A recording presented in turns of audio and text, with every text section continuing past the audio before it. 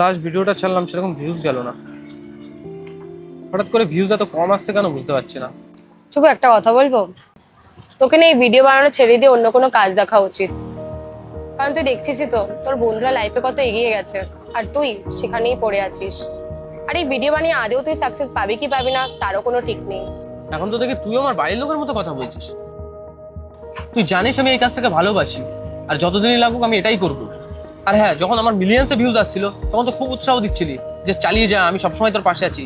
আর আজ যে একটু ডাউনফল কি এসে তোর দিকে আমার উপর ভরসাই উঠে গেছে।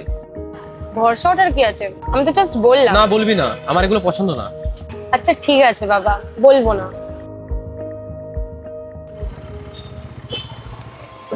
আরে রেয়ান, আরে ভাই ভাই আয়।